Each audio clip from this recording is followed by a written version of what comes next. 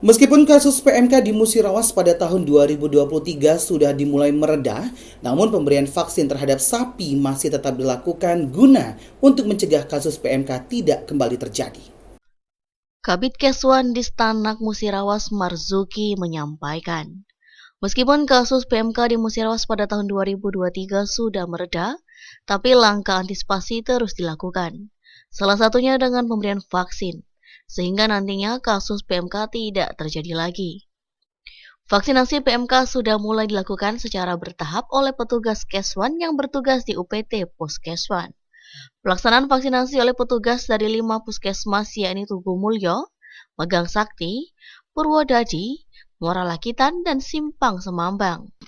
Vaksinasi PMK merupakan bantuan dari Kementerian RI, dan Kabupaten Musirawas mendapatkan bantuan sebanyak 10.000 dosis untuk 10.000 sapi peliharaan masyarakat. Vaksinasi ini merupakan booster terhadap sapi yang sudah divaksinasi tahun 2022. Dan juga vaksin pertama untuk sapi yang belum divaksin. Dan tahap kedua kita sudah selesai. Nanti kita tunggu dropping lagi dari provinsi, akan kita laksanakan lagi sapi-sapi yang belum divaksin tahap pertama lagi.